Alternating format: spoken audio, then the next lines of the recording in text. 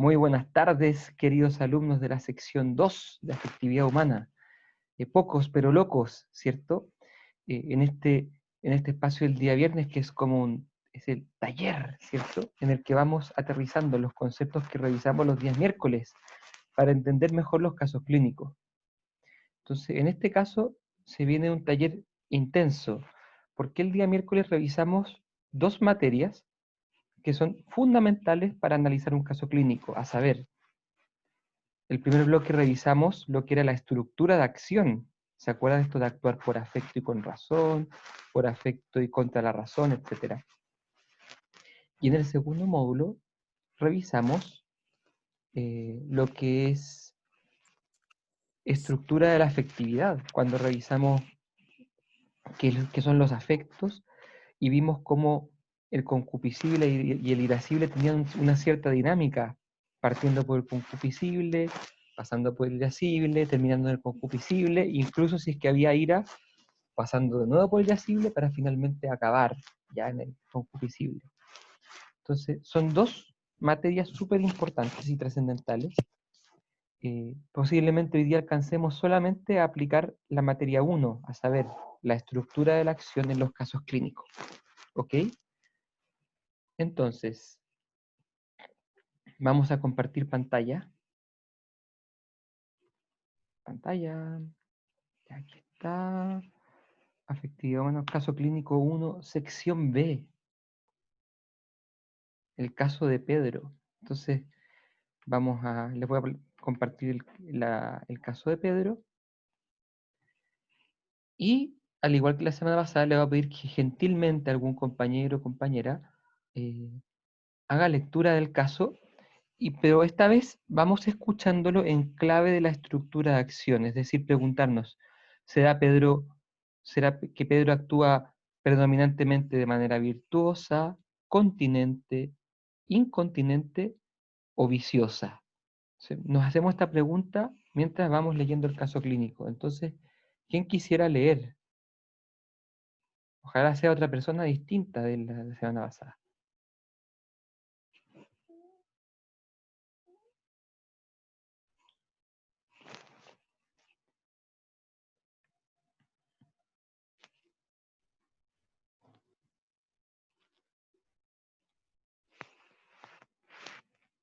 No se peleen.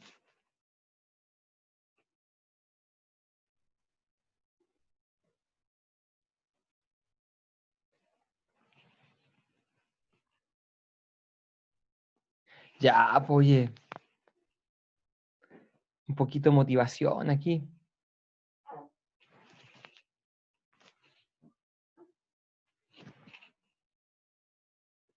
Ya, profe, yo me tiro al agua. Juegue. Eso. Ya. Juegue paz. Pedro, 52 años. Pedro consulta por primera vez al psicólogo. Dice que desde que su señora enfermó de cáncer no puede dormir y se siente intranquilo. Además, frecuentemente se siente de mal humor y se aísla en su pieza, sin querer ver a nadie. No obstante, agrega que aunque desde la enfermedad todo se ha complicado más, hace ya 10 años que viene cuestionándose muchas cosas en su vida. Por ejemplo, dice que siempre se ha concentrado en su vida en disfrutar al máximo, pero que ya no siente placer a pesar de que lo busca mucho. Echo de menos viajar, hacer deporte, hasta de los masajes de los miércoles me acuerdo.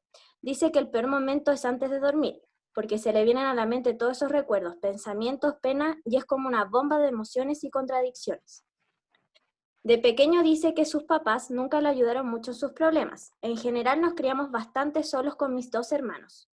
Mis papás vivían por ellos mismos, fueron siempre como eternos pololos, se llevaban bien se llevaban bien con nosotros, no eran violentos, salían siempre juntos, veían mucho a sus amigos y nosotros teníamos que saber arreglarnos solos.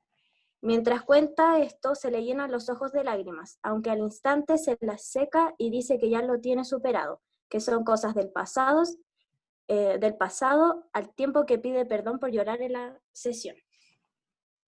En toda esta difícil época apareció el que me salvó la vida. Se refiere a un primo mayor que vivía en Estados Unidos y que volvió después de muchos años. Yo tenía como 16 años y me apadrinó. Hoy dice estar agradecido de él por haber estado ahí, pero no sabe si fue buena influencia. Era muy distinto a lo que me enseñaron mis papás. Él era un vividor. Ellos, en cambio, eran como el padre Gatica, que predica pero no practica, pero igual me dejaron buenos valores. Pedro trabaja hace 15 años en una empresa de contabilidad.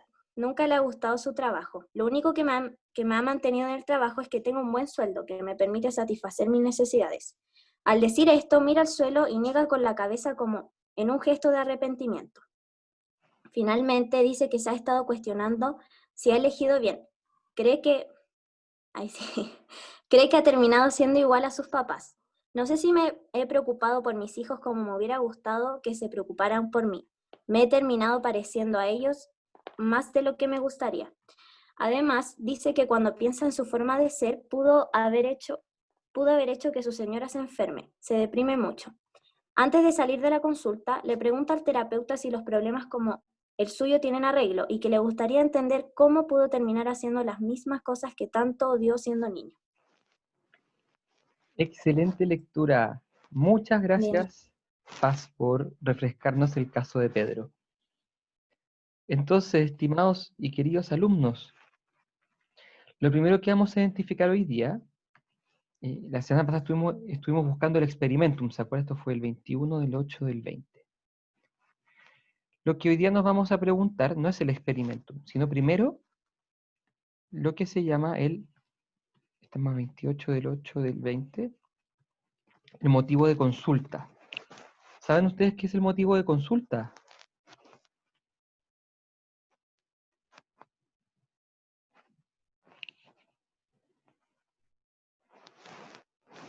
Es como lo que el paciente, por lo que el paciente se aqueja. Es eso. Es lo que, digamos, en palabras fáciles, lo que lleva al paciente a consultar, ¿cierto? Que no siempre coincide con los problemas que el paciente dice. El paciente, por ejemplo, puede decir que, como por ejemplo, este dice que, no sé, pues, o sea, puede haber un paciente que diga, mira, yo no me llevo bien con mi esposa, y lo diga como una cosa a la pasada. Y claro, no es es un problema, claro, pero no es el motivo de consulta. El motivo de consulta es aquello que a veces es sintomatología o aquel problema que el paciente quiere resolver. ¿Cuál dirían que es el motivo de consulta de Pedro?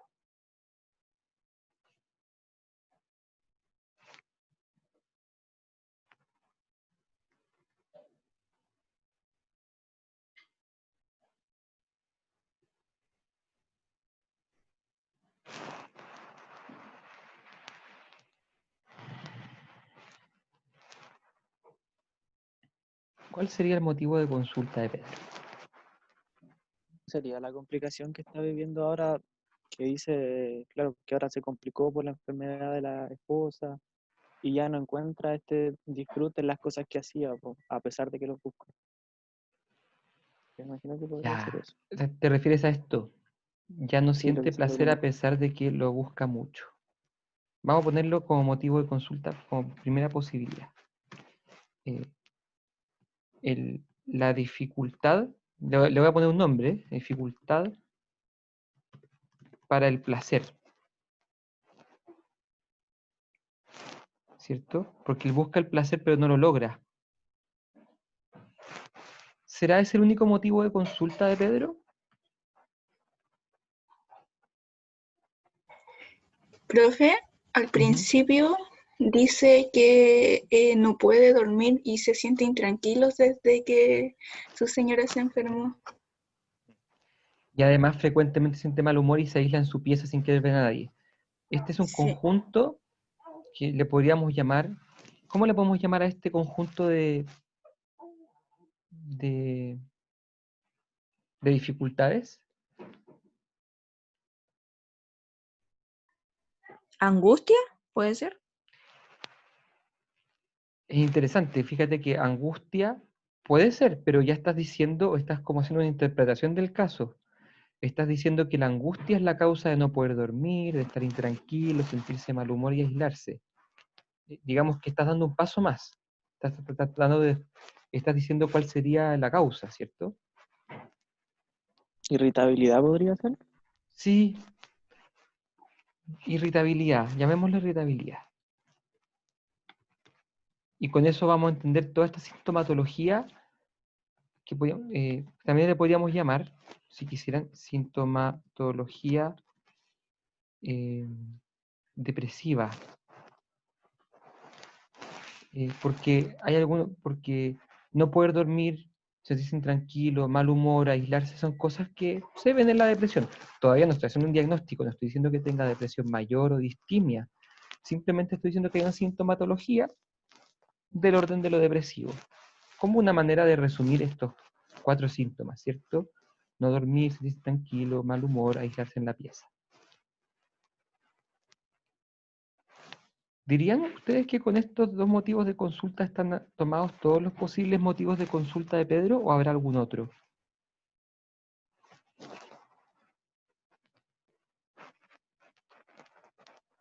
También está lo que llegan al final, lo que dice cómo terminó siendo lo que no quería ser en cierto sentido, como los papás, creo, algo así.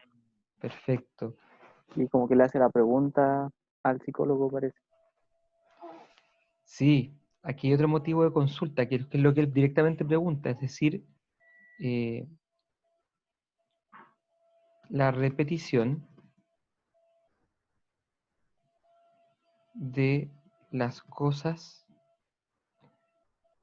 la repetición con sus hijos de las cosas que vivió con sus padres. Una manera también de llamarle a todo esto que él explicaba, ¿cierto? Que los padres a él no lo pescaban mucho y ahora él siente que le está haciendo lo mismo a sus hijos, ¿cierto? Entonces, parece que habrían 3 posibilidades de motivo de consulta, ¿cierto? ¿Hay otro más?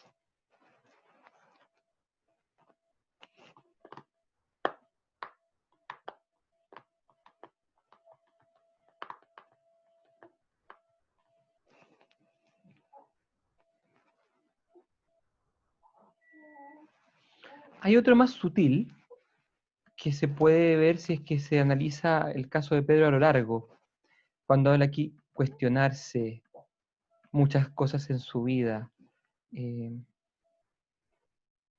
sobre la relectura del pasado, el tema de que el trabajo no le gusta, cuestionarse si es que ha elegido bien en su vida.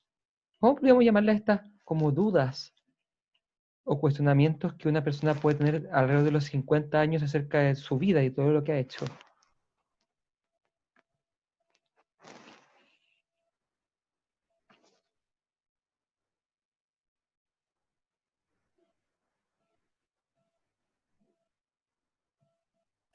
No sé, serán como problemas existenciales Sí, o eso. sí, perfecto. Uno podría sugerir que hay una crisis existencial. Súper bien, súper bien. Un cuestionamiento de su vida, una duda si es que lo que hizo lo hizo bien o mal, una relectura de todo, un arrepentimiento por lo que ha hecho por su trabajo, ¿cierto? La pregunta Profe, es si ha sido bueno o mal padre, ¿sí? podría ser también como el sentimiento que tiene como de autoinsuficiencia y culpabilidad hacia él Eh, mismo, a ver, cuéntame dónde lo ves. eh, por ser al decir que dice que se siente culpable por lo de su esposa, en la infancia con sus papás y está haciendo lo mismo hoy en día con sus hijos. Entonces podría ser como un problema que arrastra desde su infancia el cargar como ese sentimiento de culpabilidad. ¿Como autorreproche? Sí, Yo estoy completamente de acuerdo contigo que Pedro demuestra como una manera exagerada de autorreproche y de culpabilidad. Súper de acuerdo contigo. La pregunta es si esto es su motivo de consulta o si esto es algo que está como algo que es característico de Pedro y que Pedro quizás todavía no se da cuenta que es tan importante. es que lo pensé como motivo de consulta porque él va diciendo que se siente culpable de muchas cosas y autoinsuficiente con otras. y se lo plantea así al psicólogo. Entonces pensé que podría ser como un motivo de consulta. Pero tú ves que él esté arrepentido de sentirse culpable, o que él vea en No, ello un o problema. sea, él solo como que siente la culpabilidad y como el autorreproche, pero no le toma como la conciencia de saber que seguir arrastrando ese sentimiento por su Mira, vida no... ¿por qué pienso yo? Déjame, todo esto que estamos en un plano de lo debatible, ¿cierto? Eh, yo opino, yo opino que, yo opino, yo opino que aquí hay que el tema del autorreproche es importante en Pedro, pero no sé si es motivo de consulta. ¿Qué cosas a mí me darían o me animarían a decir que es un motivo de consulta? Por ejemplo, que alguien diga en la viñeta, yo me doy cuenta que me cargo con más culpa de la que debiera. O yo me doy cuenta que soy muy duro conmigo mismo. O alguien que diga, quiero que me ayudes a culparme menos. Si uno viera ese tipo de viñeta, ese tipo de afirmaciones, uno pensaría que este sentimiento de autorreproche es motivo de consulta. Es lo que lleva a Pedro a consultar. ¿Me explico mejor? Sí, sí, profe, ahora ya entendí. Por eso es que yo diría que voy a agregar este tema, pero para explicarlo. Entonces, autorreproches, le voy a llamar, ¿cierto? Aunque tú lo mencionas de una manera mucho más amplia y mejor. Eh, eh, si bien son importantes para entender a Pedro, no parecen ser lo que mueve a Pedro a consultar, que es lo que es el motivo de consulta, ¿cierto?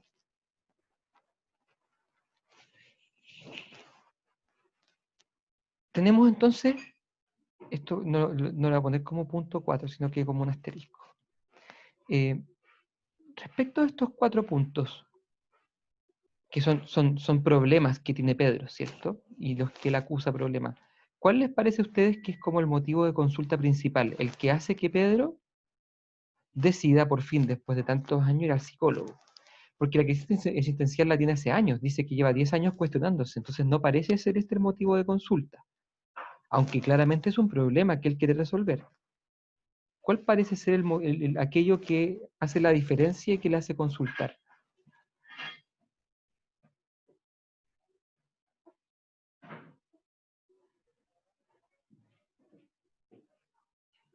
Yo creo porque también empieza con eso un poco lo de la sintomatología, que es por lo que más van, yo creo, los pacientes, como que se deciden a ir, porque es algo que están sintiendo y le está afectando más concretamente. Exacto. En general el motivo de consulta está asociado a algún malestar actual que va resultando insoportable. Eh, Estos otros problemas los viene arrastrando desde hace un tiempo, pero no le llevaron a consultar. En cambio, este sí, este parece ser la urgente. Entonces, eh, vamos a destacarlo como en negrita, porque yo creo que este es el verdadero motivo de consulta de Pedro, si bien no es el verdadero problema de Pedro, ¿cierto? Distingamos entre motivo de consulta y problema verdadero, ¿cierto? Los problemas verdaderos van por el orden de por acá.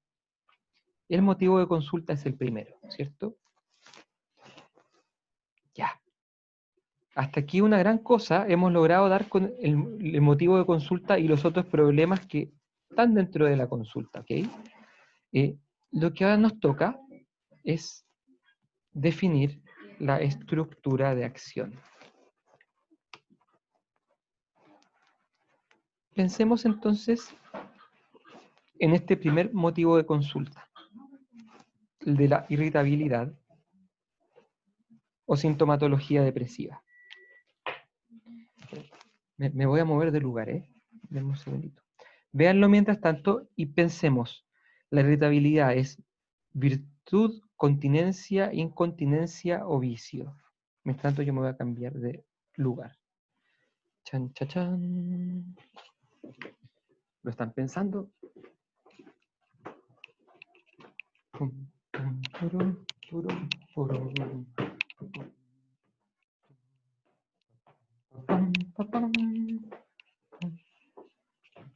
Pam, param, param, param, pam, pam. Bien, ahí he vuelto, en otro lugar. Ya. Hay en el chat un compañero que está sugiriendo una estructura de acción, que sería la continencia. ¿En qué sentido ves continencia en este síntoma de irritabilidad y mal humor y todo eso? Más que nada porque en realidad como que trata de guardarse, ¿sabes lo que siento? Y quizás eso le está ahora afectando más corporalmente. Trata de No sé, guardarse. recién lo tenía mejor pensado y ahora ya se me fue. No, está bien, pensémoslo. Si no, no es que no hay estos casos, lo lindo es que no tienen una sola manera de analizarse, están abiertos al análisis que podamos hacer. Entonces, a ver, ¿qué es lo que se estaría guardando, Pedro?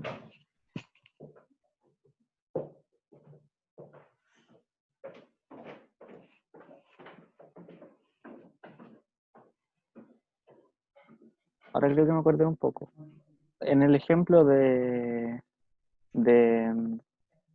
trabajo, eso sería, claro, por no seguir lo que siente, por lo que piensa más conveniente. Sería una continencia. Ya, está Así bueno, veo yo. está bueno. Ahora, eso vendría a ser respecto como del trabajo. Entonces, si pudiéramos aquí como respecto del trabajo, parece haber continencia, ¿cierto? Porque él se aguanta, eh, porque él se aguanta de lo que quiere y hace lo que le dicta la razón, parece ser, ¿cierto? Esto respecto del trabajo. Lo voy a dejar aquí como una hipótesis que después me gustaría que revisitáramos, ¿ok? Ya les voy a decir por qué. Pero quedémonos solamente con el tema de la irritabilidad. Evidentemente, Pedro no elige no poder dormir, eh, no elige sentirse de mal humor, ¿cierto? Esto le viene como un afecto que no puede controlar, ¿cierto? Hay algo que le impide dormir, esta intranquilidad le llega, ¿cierto? Es un afecto que le brota. Quizás es cierto, quizás provenga de alguna cosa anterior que quizás él no esté expresando, etcétera, pero independiente de dónde venga, este afecto, el de la intranquilidad, no poder dormir, estar de mal humor y llegar a aislarse, esto hay que analizarlo por sí solo. Virtud, continencia, incontinencia o vicio. Incontinencia, ¿Por qué incontinencia?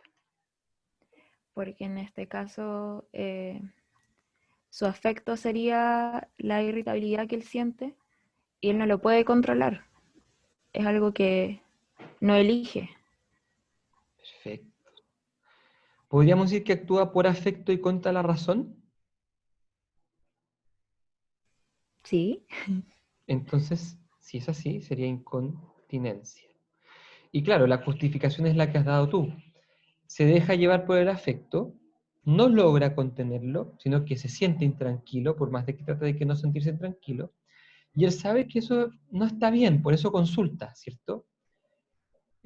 Si él pensara, si él fuera vicioso, él pensaría que está bien estar intranquilo, no poder dormir, que eso no es ningún problema, ¿cierto?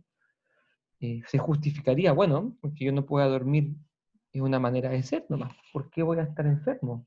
Pero no es el caso, ¿cierto? El caso es que Pedro, al hablar de esta sintomatología, parece mostrar una conciencia de que eso no está bien, ¿cierto? Y por eso decimos que es contra la razón. ¿Estamos de acuerdo?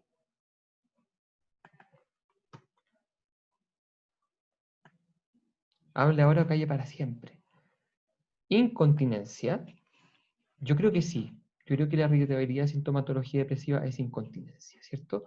Porque es un afecto que no puede manejar, no puede controlar y que va contra la razón. O sea, parece ser que Pedro quisiera dejar de tener eso, Quisiera dejar de sentir eso, ¿cierto? Entonces, incontinencia. Segundo, la dificultad para el placer. Pedro se esfuerza en sentir placer y no lo logra.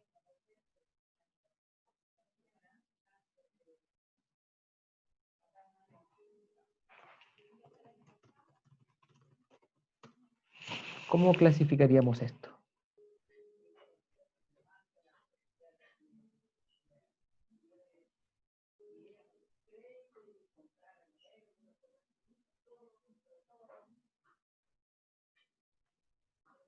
Está Ahí difícil. no entra también un poco lo del trabajo. O sea que él de alguna, por mucho que intenta sentir placer, la razón le está dictando como, no sé, inconscientemente, que no puede hacerlo por otras responsabilidades que tenga o por su otro experimentum. Muy, muy interesante. ¿Cuál es el experimentum que habíamos asignado aquí?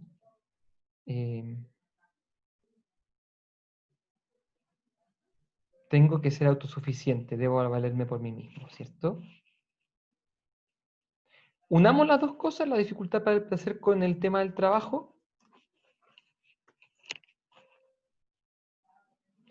Como lo que vendría siendo como son dos situaciones en las cuales Pedro parece posponer el placer por motivos de, ¿cómo le decíamos acá? Autosuficiencia.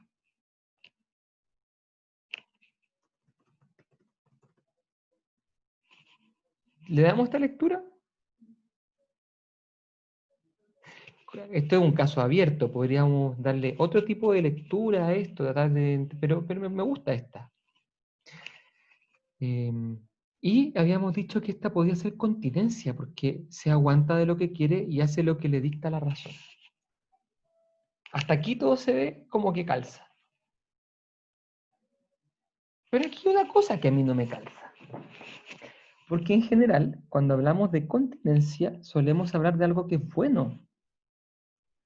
Solemos hablar de algo que habla de una persona que está en camino de gobernarse, que está aprendiendo a integrar sus impulsos, una persona que está aprendiendo a decirse que no, para conseguir bienes mayores a largo plazo. La continencia es un estado alabable, como cuando uno, por ejemplo, se aguanta de sacar la vuelta para concentrarse en su trabajo, o uno se aguanta de ver Netflix para estudiar para la prueba del día siguiente, ¿cierto? Cuando uno se aguanta de ser infiel, todas esas cosas que eh, uno alaba la continencia en esos casos, ¿cierto? O sea, aquí si decimos que es continencia parece calzar, pero no lo alabamos tanto. Quisiéramos que él se deje, que él aquí como que sea más receptivo con su emoción. Nos gustaría que Pedro se permita más disfrute, porque parece que no se está permitiendo ninguno.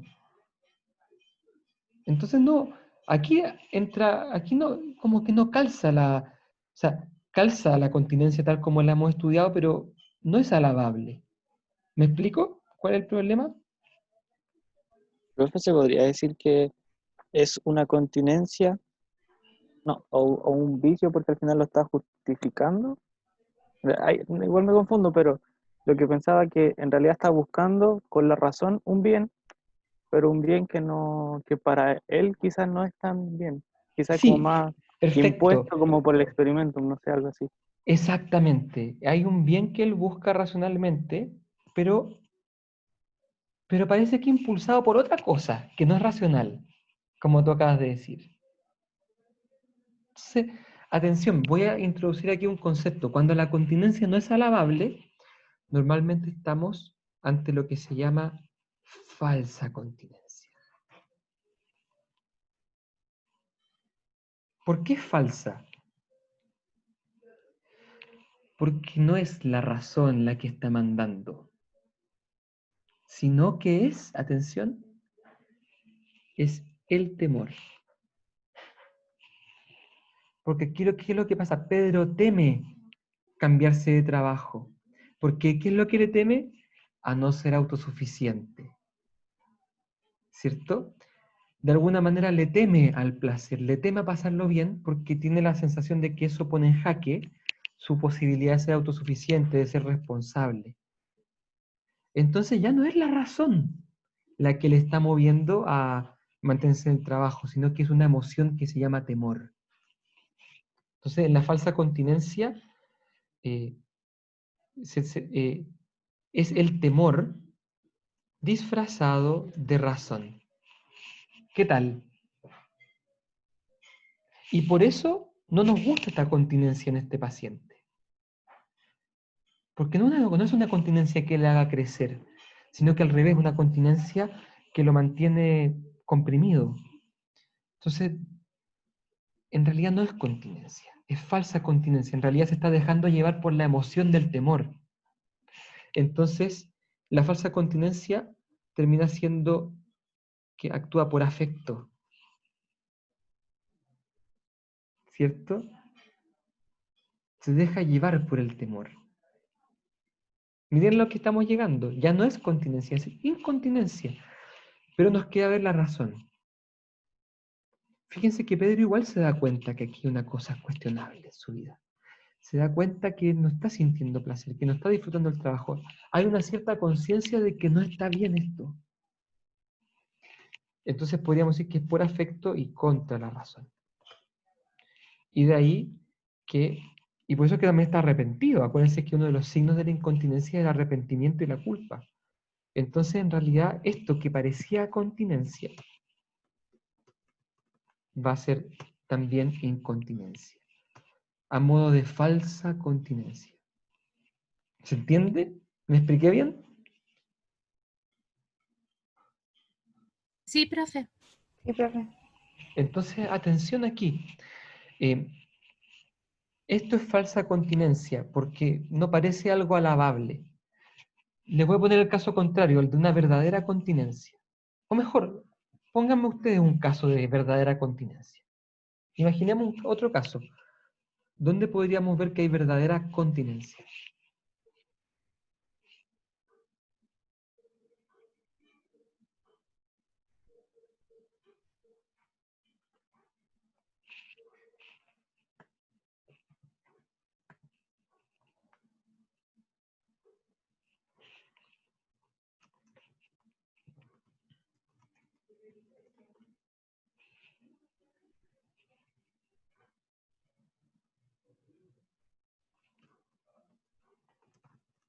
¿Nada? ¿No hay ejemplos de continencia verdadera? Podría ser no jugar, contenerse de jugar para leer los textos de la U. Ahí estaría. Ahí estaría. Perfecto. Nada más que decir. No es que esa persona se esté reprimiendo ferozmente y esté dejando a un lado su placer y sus sentimientos para estudiar. No. Hay que saber, todos tenemos que saber aguantarnos de las ganas de jugar o de hacer otra cosa cuando nos toca estudiar. Yo mismo ahora tengo ganas de dejarlos aquí a un lado e irme a tomar un cafecito, pero me contengo de esas ganas, ¿cierto? Y nadie me dice que soy un reprimido por eso, sino que es simplemente lo que tengo que hacer. ¿Se entiende? Profe, ¿Sí? ahí tendría que ver también lo que es esos pasos de la concupiscible a la irascible y después a la concupiscible. A ver. O sea, que por ejemplo un continente, él obviamente va a querer algo, pero obviamente le va a costar. Entonces ahí pasaría a la irascible. Sí, Perdón. perfecto. A la A petitura eso. civil, sí. Sí. Y después, cuando ya lo consigue, hay como un placer. Entonces, eso es lo que él no tiene. Pedro no tiene ese placer. Exactamente. Muy bien dicho. Él no logra vencer su temor. Y por eso se queda en la tristeza. Por temor se retrae, ¿cierto? Y se queda como triste viendo lo que podría haber alcanzado y que no logró hacer, ¿cierto? Muy bonito lo que acabas de decir. Vamos con el tercer motivo de consulta, la repetición con sus hijos de las cosas que vivió con sus padres.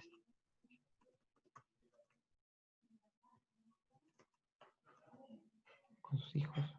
¿Qué dirían de este? Virtud, continencia y continencia o vicio.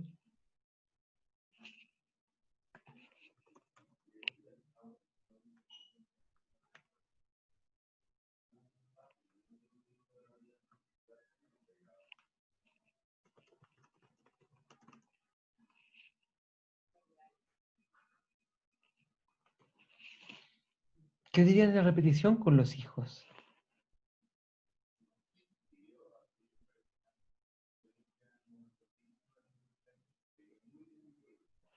Vamos, esto no es tan difícil. ¿Sería algo por afecto o por razón primero?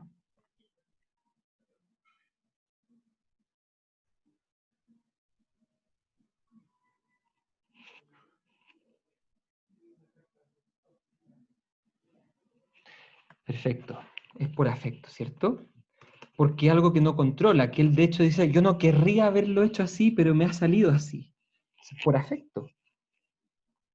¿Y qué dirían? ¿Contra la razón o con razón torcida?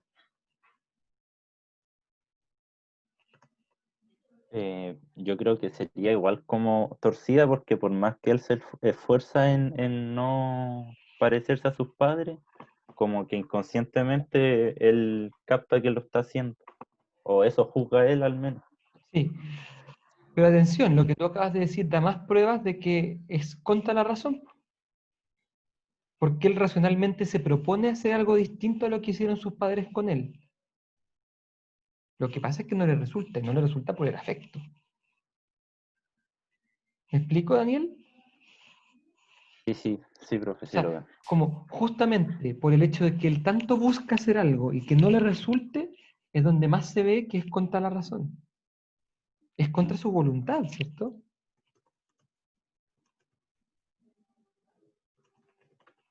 Por afecto y contra la razón. ¿Cómo sería el caso de Pedro si es que esto fuese por afecto y con razón torcida? ¿Cómo sería la postura de Pedro frente a esta distancia con sus hijos?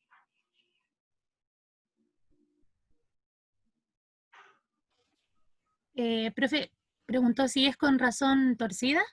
Sí, si fuera razón torcida. ¿Ese ¿Qué no sería vicio? Exacto. Si es que Pedro fuese vicioso, ¿cómo él justificaría este tema de la distancia con sus hijos? Tal vez que como sus padres fueron así, él vio ese ejemplo y no sé, siguió lo mismo, no sé. Va por ahí, ¿cierto? Él podría decir, eh, yo, yo la pasé tan mal cuando chico que ahora me merezco esto. O podría decir que se quejan sus hijos si es normal que los padres no estén cerca de ellos. O podría decir que, que esto de que los padres tienen que estar cerca de los hijos es una tontera contemporánea, que en realidad eso genera hijos débiles, que en realidad hay que dejarlos solos para que los hijos aprendan y aprendan a hacer todas las cosas solos. ¿Me explico? O sea, si fuera vicio, veríamos algún tipo de justificación. Y aquí no la hay. Al revés, hay arrepentimiento. De nuevo, el arrepentimiento es el signo de la incontinencia. Finalmente llegamos a la crisis existencial. ¿Qué dirían de la crisis existencial?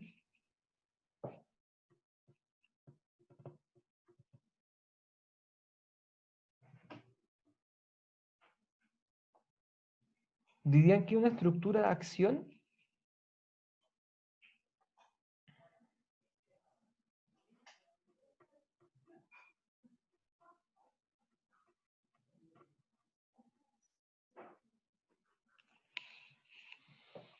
Tenemos dos maneras de evaluar la crisis existencial, amigos. Una, decir que dos formas, ¿cierto? Una que no es estructura de acción, sino simplemente una manifestación de una razón confusa, ¿cierto? Que no le lleva a actuar, le lleva como a reflexionar nomás. Esa es una manera de argumentarlo. Y la otra es que la crisis existencial es en realidad es un malestar afectivo acompañado de confusión de la razón, ¿cierto? Pero sabiendo Pedro que a su edad ya debería tener sus cosas claras. Si es que esto fuese así, estaríamos por afecto, porque el malestar llega, y contra la razón, porque sabe que no está bien tener esta crisis a esta edad. Si es que fuese así, estoy hipotetizando. En este caso también sería incontinencia. Entonces fíjense que finalmente, mirando este caso, nos damos cuenta que los principales motivos de consulta todos se relacionan con incontinencias. Pero ojo, no nos confundamos con esto. Yo no estoy queriendo decir que Pedro sea flojo, que sea un incontinente como que no sabe aguantarse. Simplemente, digamos, no quiero hacer un juicio moral, ¿cierto? A ver, voy a anotarlo aquí. Al decir que la estructura de acción predominante de Pedro es incontinencia, no se quiere hacer una crítica moral,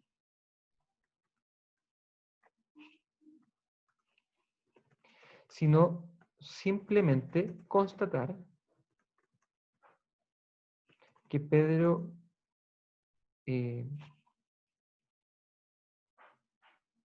suele actuar por afecto y contra la razón. Nada más que eso, ¿cierto? Ahora bien, habría que decir que Pedro es incontinente, ¿cierto? Y que esa es la estructura de acción que le determina, como un hombre que aparece un afecto, por ejemplo, principalmente de temor, ¿cierto? Temores, dudas, y se deja llevar por ellos y queda atrapado. Este es como, podríamos decir que es Pedro, en resumen. Ahora bien, el día miércoles hicimos un asterisco en la incontinencia, ¿se acuerdan? Decíamos que muchas veces la incontinencia no es simplemente debilidad de la voluntad, ¿cierto? No es que Pedro sea flojo, no es que Pedro sea poco dedicado, sino que, decíamos, sino que puede venir de malas experiencias o experimentum patológico fuertes, ¿cierto? O de experimentum patológicos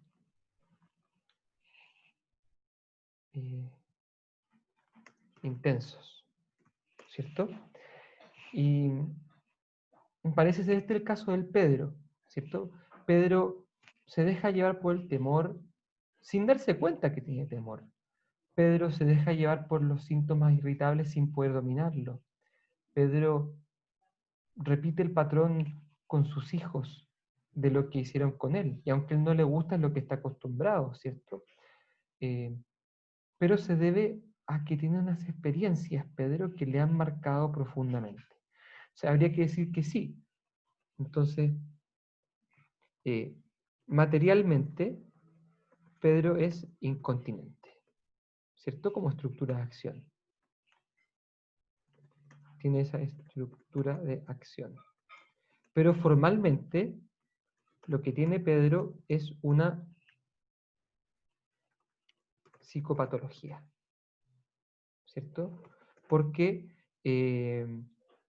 su conducta está muy condicionada por el experimentum patológico. ¿Se entiende hasta aquí lo que he querido decir? Entonces sí, Pedro es incontinente. Pero no es la incontinencia de alguien sano, que por así decir como que se deja llevar y es medio flojito.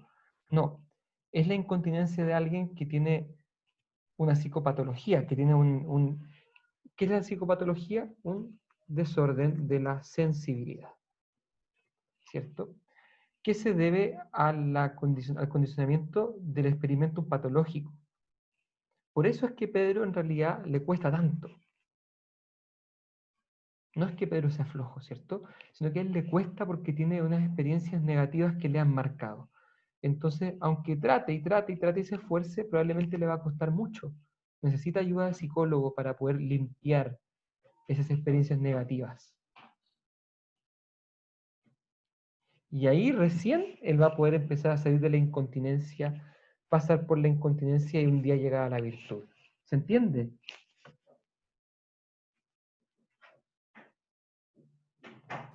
Sí, profe. Bien, estamos llegando al final de este análisis. Por favor, seamos sinceros si es que hay alguna pregunta, algo que no quedó claro, algo que sería bueno reforzar, porque me doy por satisfecho que hayamos podido hacer un buen análisis de la estructura de acción y que hayamos logrado discernir una incontinencia que en realidad viene de un experimento patológico. Queda atento. Preguntas, consultas, dudas.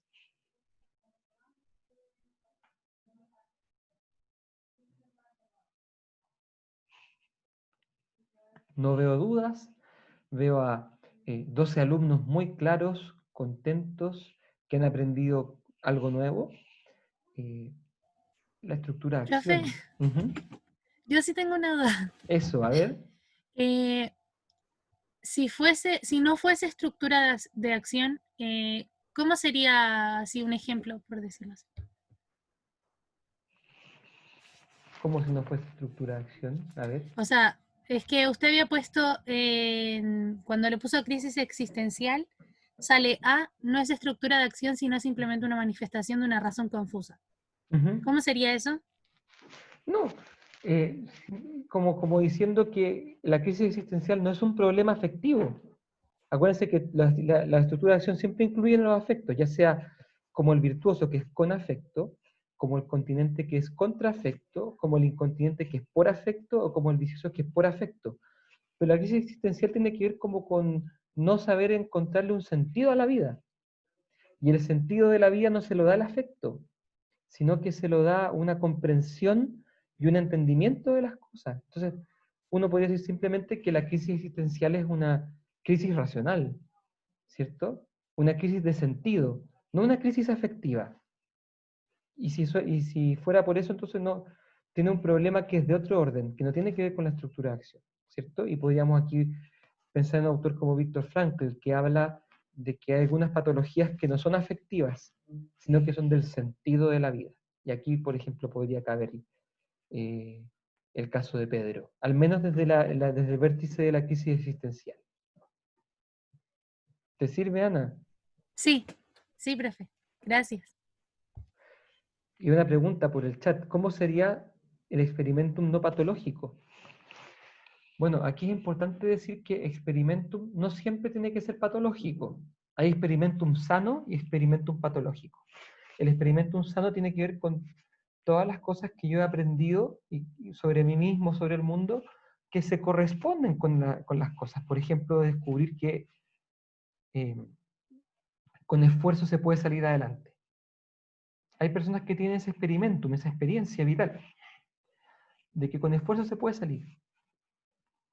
Ese no es patológico, ese experimento, ¿cierto? Imaginemos a alguien que tiene un problema en su vida y lo resuelve. Después tiene otro problema en su vida y lo resuelve. Después otro más y lo resuelve. Mira esos tres problemas y ¿qué le dice la cogitativa? Los problemas se resuelven. ¿Será eso patológico?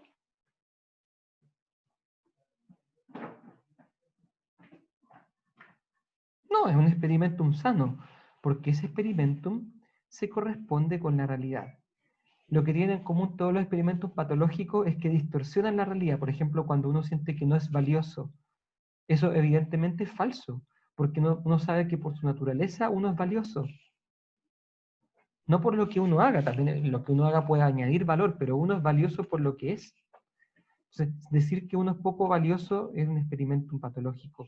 O decir que el mundo está lleno de cosas negativas, o que todo es malo y para siempre también. Porque nos damos cuenta que hay muchas cosas malas, pero no todo. O sea, ahí está la diferencia entre el experimentum sano y el experimentum patológico.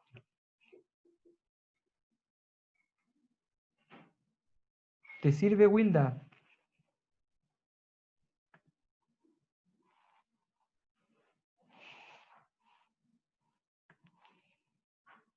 Bien. Estimados, sí, dice Wilda que le sirve. Ha sido un gusto profundizar en esto, aplicar esta materia. La próxima semana entonces vamos a aplicar esto de la dinámica del concupiscible y el irascible. Vamos a estudiar cómo se da esta dinámica afectiva en Pedro, ¿ok? Entonces, seguimos adelante, que tenga una muy buena tarde. Chao, profe, cuídese. Gracias, profe. Chao, profe, gracias. Chao. Chao, profe. Chao, muchas gracias a ustedes también. Ha sido un gustazo, nos vemos. Chao, profe, que esté bien. Chao, chao.